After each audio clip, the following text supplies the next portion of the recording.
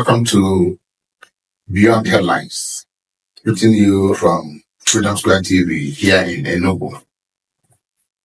Between 1959 and 1966 has been dubbed the golden age of the eastern region of Nigeria. That era witnessed a revolutionary agricultural development in the southeast region of Nigeria. It also witnessed industrialization of all common proportions, and of course, a massive infrastructural projects. It was the Michael Okpara era in the southeast part of Nigeria. Between May 29th, 2023 and today, the 9th of July, barely 2 years, 2 months, Enugu State has witnessed a rebirth of the MI Okpara era. On all 4 cylinders, Governor Peter Simba, in more ways than one, has demonstrated, many believe, a visionary and pragmatic, if not disruptive, transformation of Enugu State. With the revitalization of moribund industries and the establishment of mega projects and infrastructure. We find these in the areas of education, in the areas of agriculture, in the areas of health, security, and of course, tourism and hospitality industry. His Excellency has also embarked on aggressive road network in Enugu State. A growing section of Enugu, and in fact Nigerians, are convinced that this is a rebirth, or if you will, a reincarnation of the MI Okpara era. My name is Uchenna Cyril Anioke, and you are watching Beyond the Headlines, reaching you from Freedom Square TV, here in the cool city state of Enugu. My guest is already in the studio, and my guest is Uchenna Cyril Ph.D. He's serial entrepreneur, MD, if you like, Group MD, Copen Group. Did you say Copen? MD, English, and of course, founder at the Education Foundation. He has served in Enugu State as Commissioner for Environment, Commissioner for Youth and Sports, and even as local government chairman. Dr. Good morning and welcome to Beyond Headlines. Thank you for having me. Okay, let me just shoot straight. Get a very no introduction. And my first question to you for analysis is what many people have come to believe, that there's a parallel of visions between MI Okpara and Peter Pan. And their visions are alike. And if the visions are alike, are we seeing the reincarnation, the rebirth of MI Okpara? Because a lot of moribund industries, even established by MI Okpara, have been revitalized and new ones are in place. What are your perspectives? Let me start by saying, for one to be a leader, you must inspire. You must educate. You must engage. During the Michael Okpara era, he actually inspired the Igbos to achieve greater heights in all their endeavors. The Peter Mba administration, if you ask me, I will say it's indeed a renaissance of Michael Okpara era. Because in all the sectors Mike tried, there's a bold attempt by the Peter Mba administration to also excel in those sectors. Industrialization, agriculture, education. In education, emphasis is in vocational and technical education. These were the things MI Okpara stood up. During Michael Okpara days, school enrollment tripled because he also had then education for the elderly, continuing education programs, with which are teachers or tutors in those primary or secondary schools were updated. If you see what Mba is doing in education, they do it through smart schools. Of course, you see what is happening in IMT, which is purely technical and vocational education. So it's exactly what Michael Okpara represents. Beyond that fact is the fact that, of course, you know that then the Southeastern economy was judged as the fastest growing economy in the world. It was a Harvard study that did that research. And even when you go there, today, people are already thinking the same way. Today, His Excellency Peter Mba came and said he's going to move the economy of Enugu from this point to the other one, which is in line with those visions that Michael Okpara exemplifies. In the area of agriculture, Mike built multiple farm settlements. Is it Tatarais? Is it Adamau? Name them. The same farm settlements model, which a few months back or years back, I did a study in it in the Galilee Institute in Israel. That was when I saw where Michael Okpara copied that model. Today, Peter Mba is targeting to have 260 farm settlements across the 260 wards in Enugu State. It is a bold attempt. And of course, I know he's looking at it between the next 4 to 8 years. But it is a humongous vision. So it's not something he can completely put in place in his first time in office. But he is doing it. In the area of industrialization, the ease of doing business in Enugu now is gradually getting to a point where every Dikanhadi that wants to invest will let towards in. Beyond that is the fact that there are policies designed in Enugu to attract investors. In the last 2 years or so, there's more like a pilgrimage to Enugu by investors of different colors in the area of agriculture, in tourism, in education, etc. These are things that is akin to Michael Okpara case. So one can boldly say, indeed, that what we have in Enugu today is a renaissance of Michael Okpara. Okay, a renaissance of Michael Okpara era.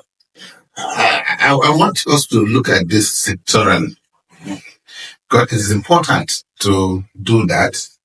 That will give us a best idea of the happenings thing. Now let's look at security in Enugu State. How has the governor's vision been emboldened? How has he been able to achieve his vision? You listened to his manifesto when he was running for governor, and one of the things he said was an issue of security. Has he boldly come close to achieving that? I can tell you that first, security is everybody's concern. It's not only government concern. You see something. Say something. What he put in place in Enugu is what they are copying in Abuja today. A whole federal capital territory do not have command and control center. They copied it from Enugu and Peter Mba made that happen. It is work in progress indeed. However, there is a bold attempt by the Peter Mba administration, if not to eradicate, but to contain security challenges to a manageable proportion. I am from Nsukka. Between Nike Lake and Opi Junction, we usually have, serious issues of kidnap. But if you go there now, you see that place is appropriately policed. Not less than between 25 or 30 fully kitted, if you like, DRP taxis or whatever, are on that vehicle, manned by policemen. Peter doesn't need to go there himself. His Excellency to go and stand. So what he needs to do as a governor is done it. Even though we expect more in other areas, and also know that even in the US, in the UK, and other clients, there are security breaches here and there. The only thing different is that they resolve their own case. It will take any number of years, but they will resolve it. There is a bold attempt in Enugu now. Remember that 2 weeks ago or thereabout, he began to rejig the forest guard in Enugu. He has appointed a commander and a chairman of the board. their part of their mandate is in line with also the pronouncements of the federal government a few weeks back for every state to strengthen their own forest guards, to reach out to these bandits wherever they are, to contain what I mean in the state. So I can say that His Excellency Peter Mbah is doing his best.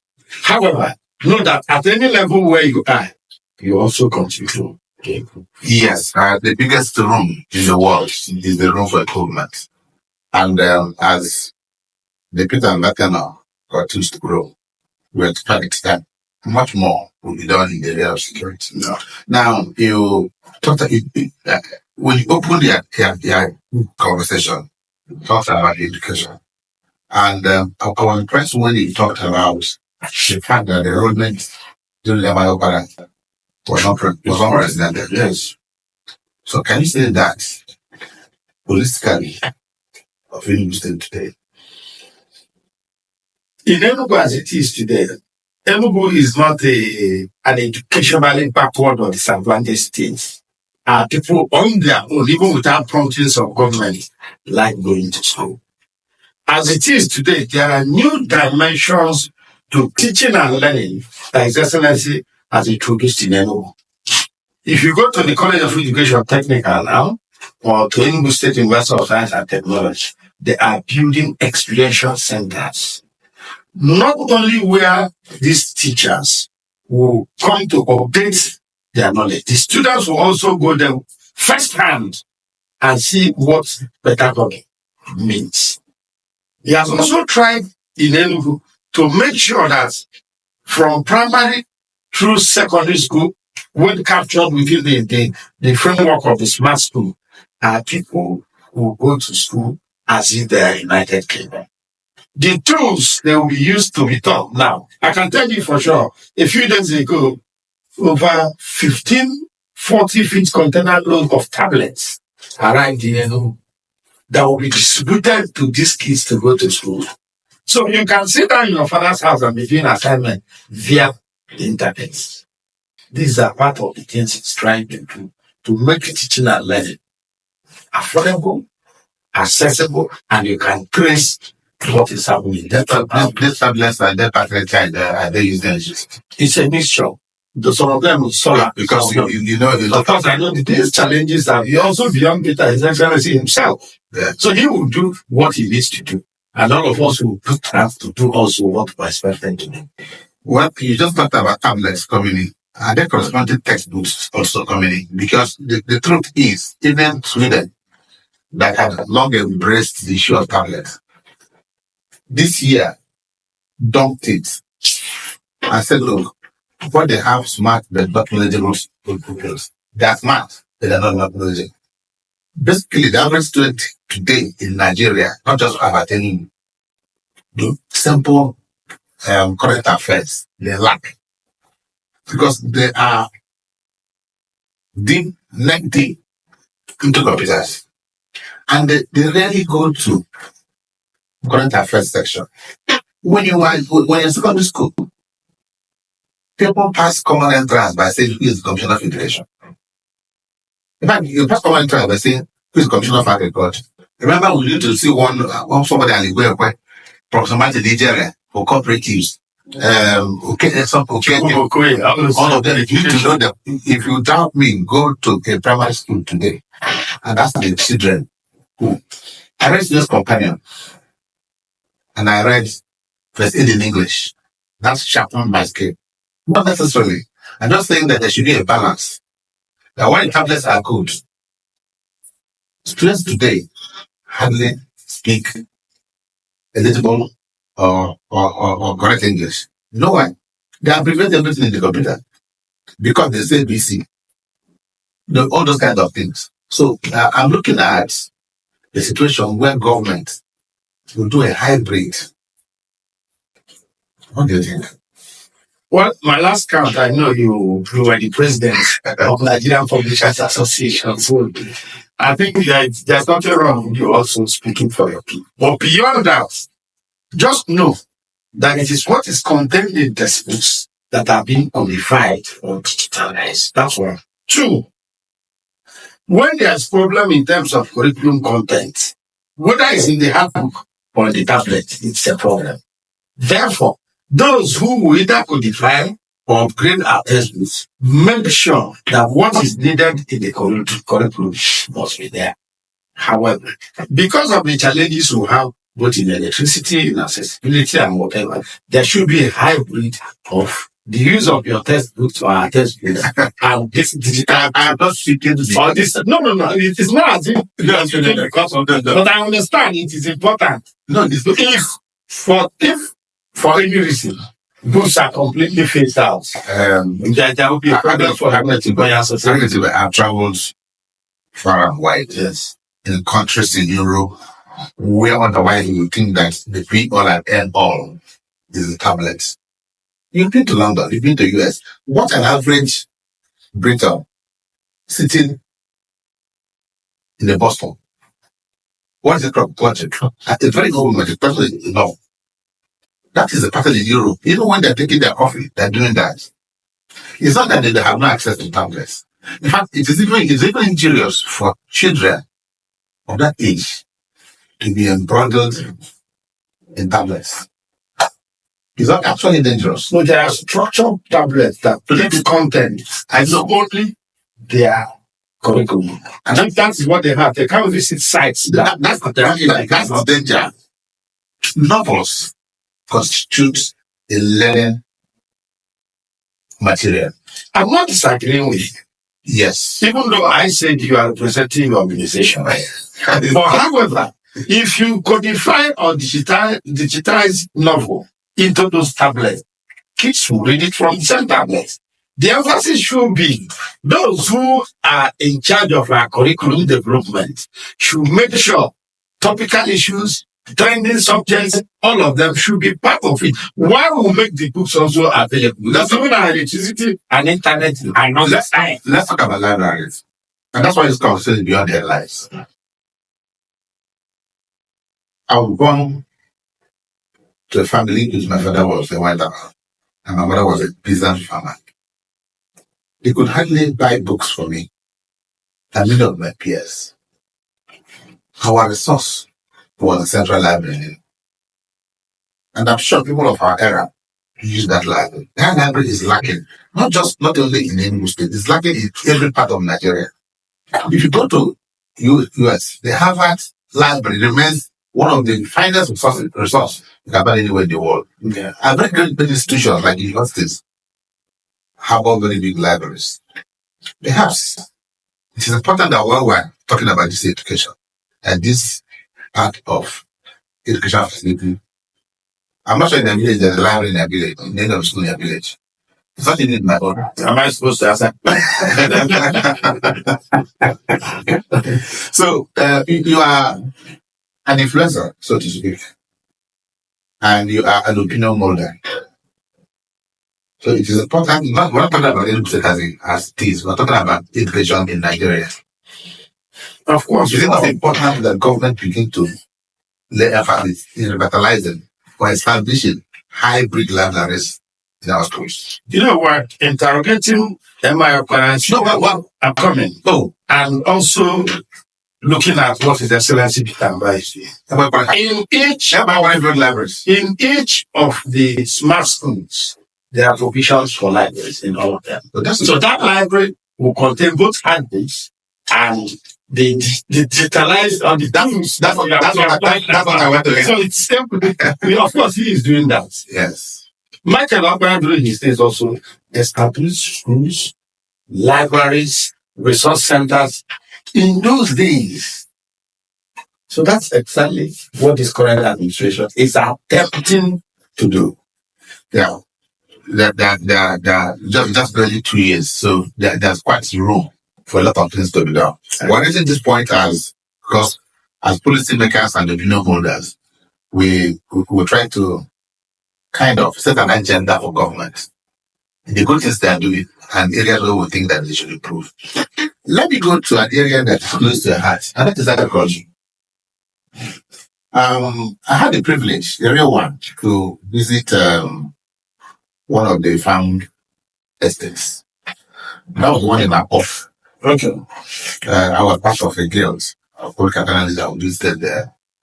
And before we got there, we were told that that area harbored miscreants, criminals, all manner of people. In fact, those who were kidnapped and rented were found in those forests.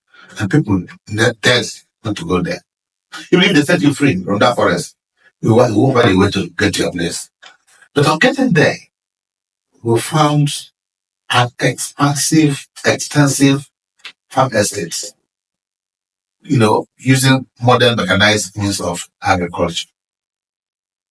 And the Commissioner for Agric, SSS, the Government of Agriculture, and the consultant, Al-Hansani, told us that it's one of the measures that are using agriculture to fight insecurity. Mm-hmm.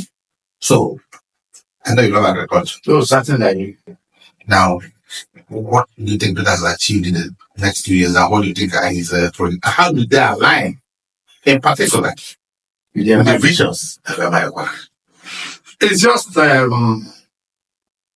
changing nomenclature. Michael Okpara called it farm settlement.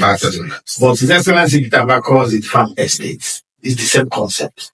Where people who farm, live, school, trade, do a whole lot within that farm estate, creating communities and towns like farmers.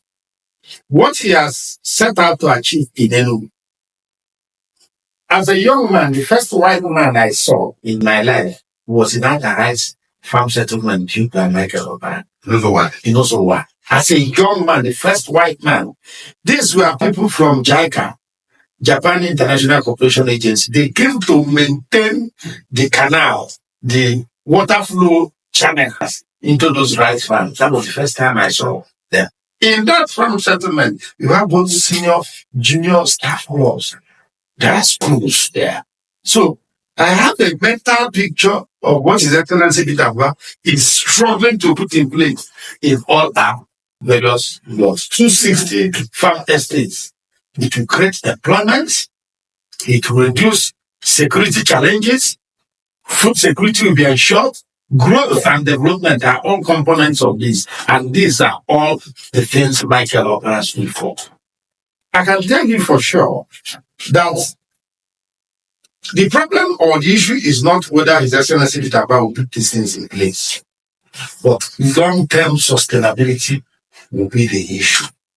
But as he continues to put this, there is need for this government to begin to engage and communicate. Peter is being on that pocket. That's one. Two, the government is not fully communicating. So I think the communities will begin to have a mental picture of what is going to happen in that farm. So their excitement will increase and they'll begin to demonstrate ownership of those projects. Some of them still see it as something added. What is it I'm talking about? So the various agencies of government should devise means of reaching the populace for them to appreciate any intervention that is coming to appear, especially these farm estates, the smart schools and all. They must communicate it. So in anticipation, we'll be excited to embrace these policies. A few of us understands what he's saying and what he's doing, but greater population will not know. It's another thing that the government needs to look at and see how to. I don't know the vehicle they want to use, whether it's a state orientation agency or whatever, but they need to communicate this too. For instance, most communities will be like, they are coming to take 200 hectares of land here. But they don't know that that is going to take up all ungoverned spaces where these bandits go to stay. Imagine in each ward in Enugu, there's effective utilization of 200 hectares of land for agriculture. It could be crop production, it could be animal husbandry, etc. It is exactly what it intends to achieve. So it's not just growing food for food security or creating employment, but it's also a tool to fight insecurity. Okay, a tool to fight insecurity. Let's come to an area that is attracting attention locally and internationally. And that is the tourism and hospitality industry. Just two days ago, with pomp and pageantry, the Enugu Air was launched. Francis Kayamo, Minister of Aviation and Aerospace, was here. And he spoke eloquently about the achievements of His Excellency Peter Mbak. He didn't say, he was not saying something out of record. He was re-echoing the sentiments expressed by Mr. President. He said, of course, we belong to two different political parties. But honestly, I think it's difficult to preach in the business. And then he praised the government for taking the bold initiative, setting up the Enugu Air, and praise to be run professionally and professionally. Many in the States are a bit skeptical, but the overwhelming majority are in tune with that development. Some said, look, this is a white elephant project. It's for the elite. In fact, I'm going to read the cost of this. One person who, when he saw this program, just sent one comment,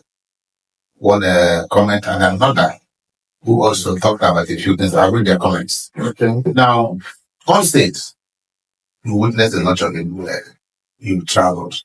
And the vision that Peter expressed at the beginning of his campaign, how is that manifesting that with this Enugu Air? If you ask me, it is clearly the place of vision and leadership. When I was studying, I said that every leader must inspire. When he said to Enugu that I'll be attracting between 3 to 5 million persons every year, annually, people were like, what is this young man talking about? In the last 1 month, there has been full utilization of the International Conference Center. Different national organizations come there for their conventions, for their annual meetings, etc. So he is beginning to achieve that his goal of attracting between 3 and 5 million persons in training annually. And the good thing is that the doors are connecting. The International Conference Center is there. So if you bring a conference center here, you have where to do it. And beside that is an emerging, imposing 5-star facility hotel coming up, the International Conference Hotel. So if you bring your international conference, you also have a hotel to stay. You have an International Conference Center. Then 2 days back, Enugu Air, if you like, for me, I call it the wings of Enugu, has just been launched. Therefore, in Enugu, at 6 a.m., you have an airline that is going to Lagos. You have another airline that is going to Abuja. At 6 p.m. the same day, another airline is returning from Abuja, and another is also returning from Lagos. So, of course, I just booked my ticket for my travel on Sunday. Of course, it is, of course, I go Enugu airline and back. So the truth is that he is walking the talk. I'll make sure that 2, 3, and 5 million persons will come here. He's provided accommodation. He has provided international conference center. He's provided airline that will bring them to and fro in. And just concentrate. He's making the place habitable for business and leisure. If you drive around Enugu today, you see that all the old entertainment centers, those parts, are all being rehabilitated. You go to a nice park, go to wine, the gym, and all that. He is working on them to create fun atmosphere and environment for families in Enugu. These are all promised attractions. That's exactly what's expected of him, which he told Enugu that he do. And he's doing it. And that brings us to the fact that whoever wants to become more in Enugu tomorrow or next will tell Enugu people what you want to do. That What you want to do differently. What he's doing. So, okay, Okpara established in the eastern region the presidential hotel. One stood in Enugu, who like had the privilege of having our weddings. One at the duration of presidential, and one in Port Harcourt. Over the years, one in Enugu became an eyesore. In fact, it became home for rodents and miscreants.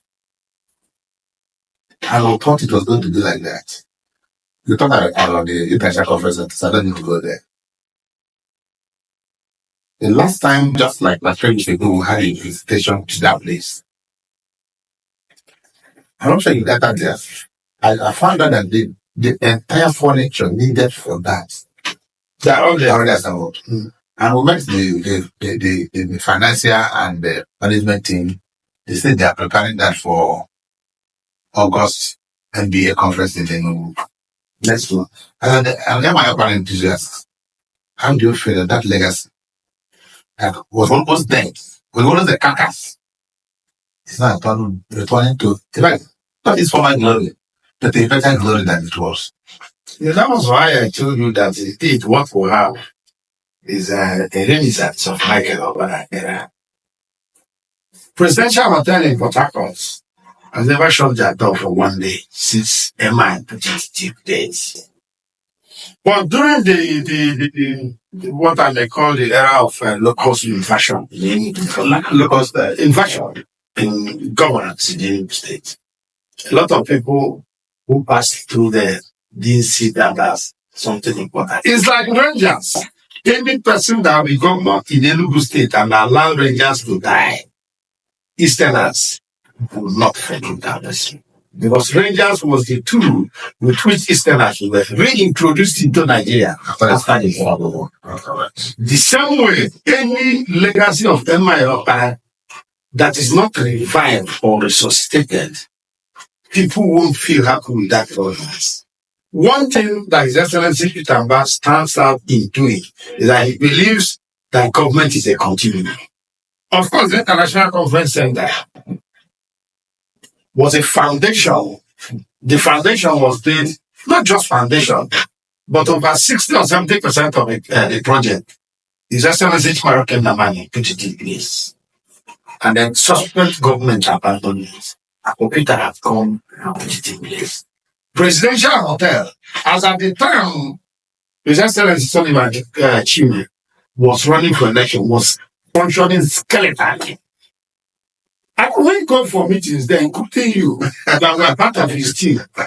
But you and Sullivan and subsequent government did not see the need for that place to be part of that government. Today, His Excellency has now made that place for, and it is working. I'm not saying that Sullivan or other subsequent governors did not do things that they consider as their own, right? But there are society assessment that there are things you don't allow to die in your hand. That's why in Igbo Palace, a man who has not had a son has to be a Kichwan. He will struggle to have one to be a rich. So, His Excellency Peter, there are a few other things that Emma did wonderfully well that he has not started doing, which is issues relating to welfare.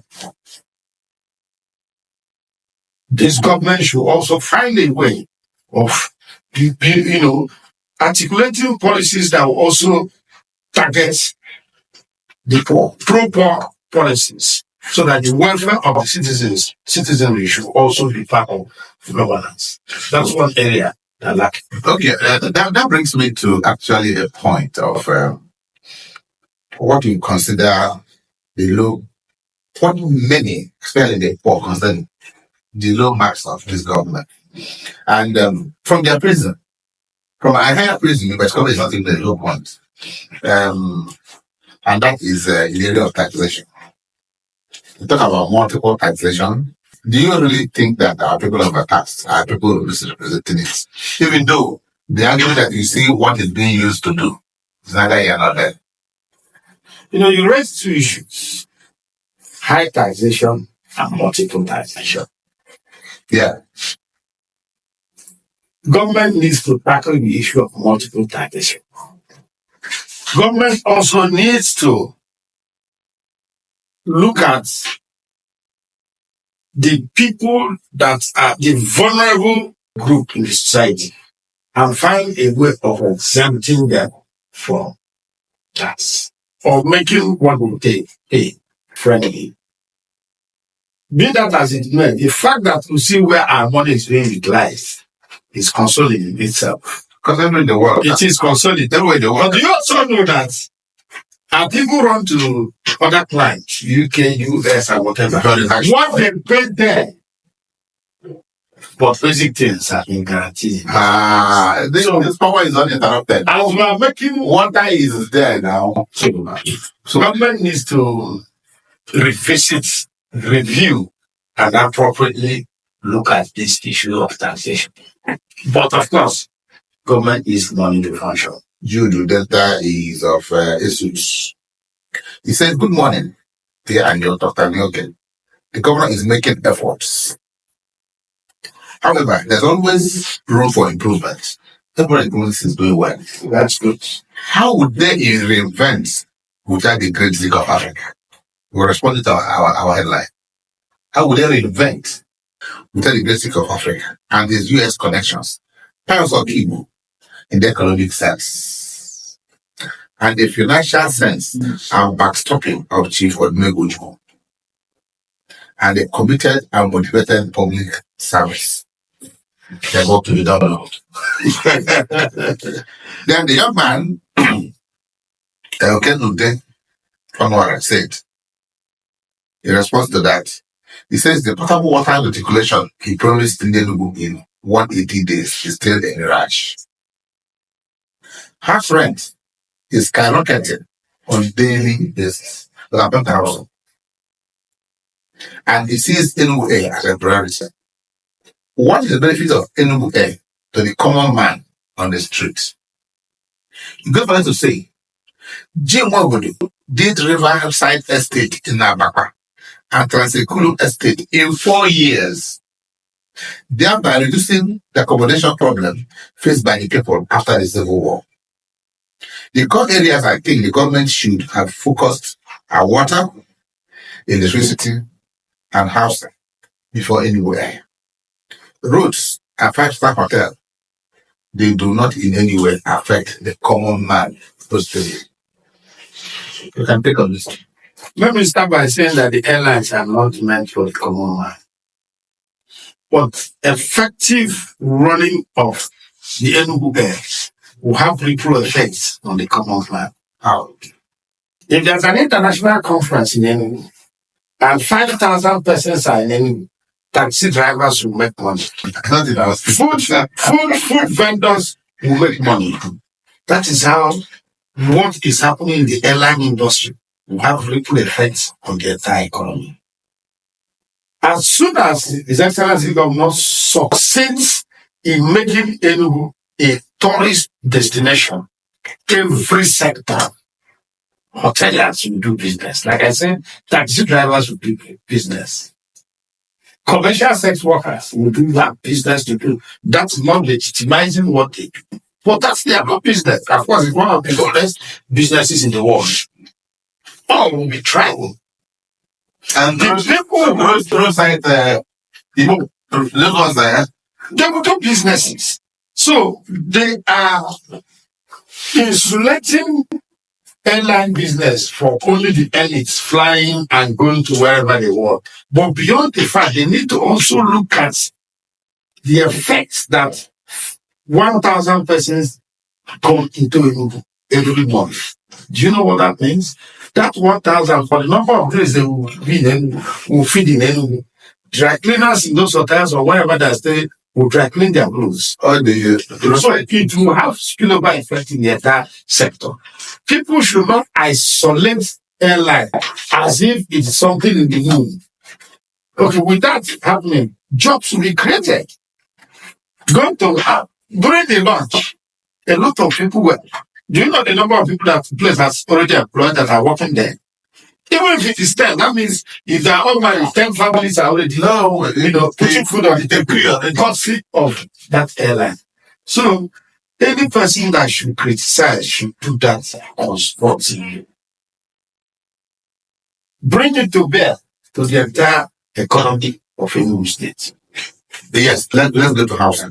That's also a key point. They talked about before we were able to do the Riverside and the Transekulu housing estates, which of course the Transekulu housing estate is the biggest estate.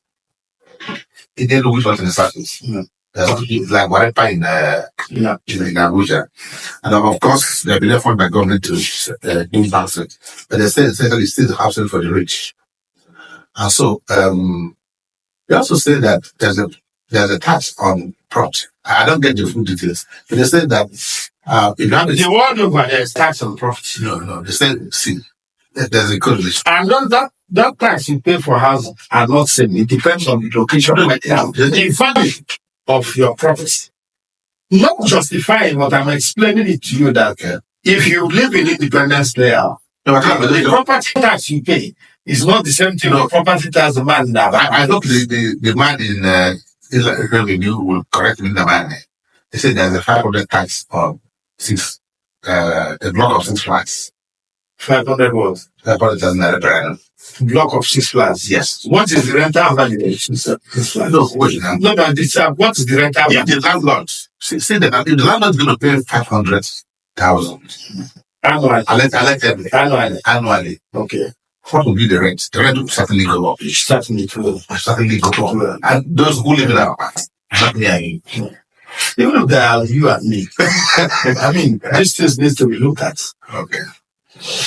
The government of today, if you are going to airborne, somewhere by your left, there's a massive housing scheme coming up there. And it's a low income housing estate. Yes.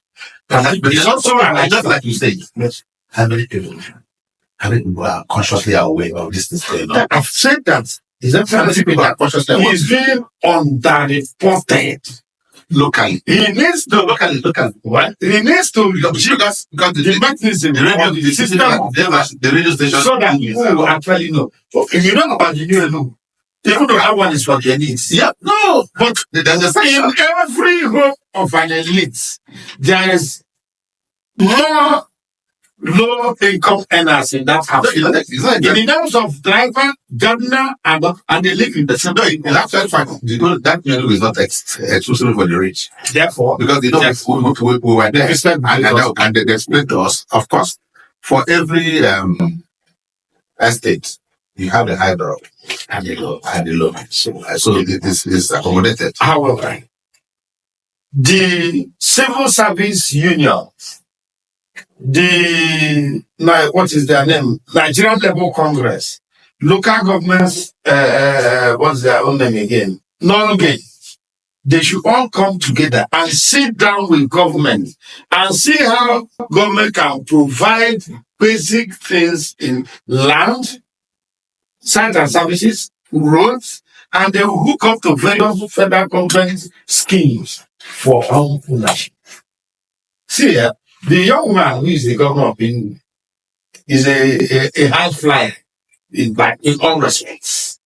So we need to also begin to engage him. Every person will engage him. If you are doing for this, also do for this, because he doesn't have monopoly of knowledge. Okay. He do not have monopoly. I agree with you. You talked about Enugu. But my uncle going to the village. He's not going to fly that, so he's going to use local transportation. Yes. And the past 1 month or two, we've seen beautiful CNG buses coming to me. And I've been told there's an expectant Thanksgiving that will come. But then, land transportation is a major challenge. Is there something radical in this government to ensure that people move freely from Abakwa to Gariki, and then connect that to the road network that is being done in Enugu? How disruptive that is? I can make bold to say that in the last 30 years in Enugu, we've never had this bold move by any government to pave all roads in Enugu. It is a humongous attempt. Every part of Enugu you go today, construction is going on there. You can't talk about land transportation without good roads. So once these roads are being done, the taxi scheme, the government, they are at the verge of getting them ready. The long buses, the CNG buses are already here. But that you don't bring buses who are trying, or rather the government is trying to have this scheme run effortlessly as it is overseas. So at this point, they are working on the systems that we put in place so that even in Enugu, you can plan your outing that you want to join 9 a.m. Bus. When you get to the bus stop, the bus is there. So they need to create all these things together. They are doing the GIS mapping of the state. They are doing route markets and route allocations of these buses. It takes time to get these things done. Rome was not built in a day. It is important that it's work in progress, and you can see, just like any other Enugu person, you see that there has been bold attempts in most of the sectors to make him look. How do I say? I'm sentiments. But you see, you don't let a candle and put it under the table. Mm-hmm. The long process have been here for far too long. People are beginning to believe that they're not flying. I understand what they're saying. But again, like we're discussing, communication is the issue. Yes, as we're talking, people think Ministry of Transport. They have back in now. Do you know that Enugu Air was to take off during December period? Part of the reasons why it didn't take off was not that the government has not acquired it or has not finished dotting their wet lease agreement, but registration, appropriate registration licenses from agencies of government. That's what they did. Up until now, bureaucracy. Up until now, they've not finished those registrations. We have not gotten, is it licensed, is this A, something, the A, whatever it is. That's what the lady, but the excellency said, no, we need to start. Why we wait for them? And so why don't you put the boss? That's it. You can, if you put those boss in a disorganized manner, you lose focus. Yeah, but you don't like at least that's what the police do. What they call show of force. Well, that one is part of their show of force. It's just to serve as a deterrent. You know, once they are done, which may no longer take time, that's scheme. I can tell you that within on or before or first week of August, that scheme will be launched. And then, we have short memories. Once they start enjoying it, they'll forget the other, that spent. Okay, one area I want us to talk about, our time is actually inching. We just have barely 5 minutes. But briefly, health is wealth. A healthy nation is a wealthy nation.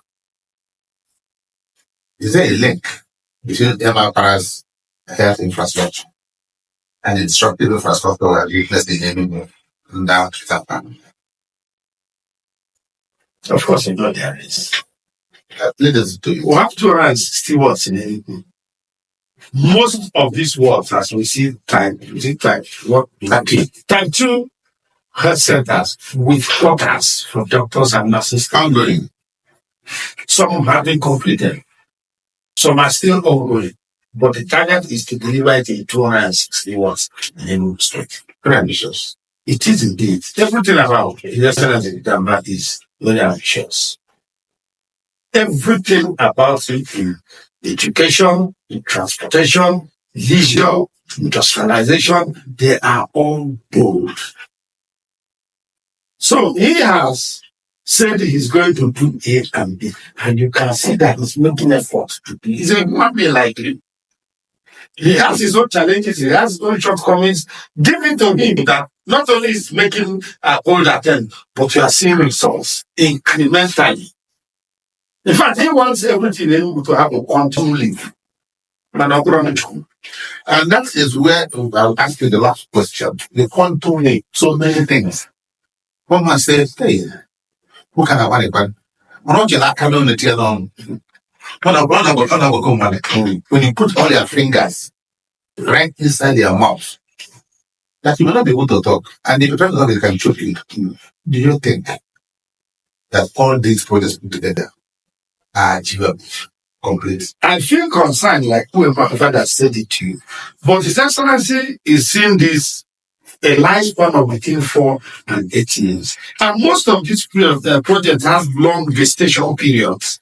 And he needs to get those things in place and run it to know how to get it stabilized for the purpose of continuity for another person who is charged. On a final note, just in the sentence or two,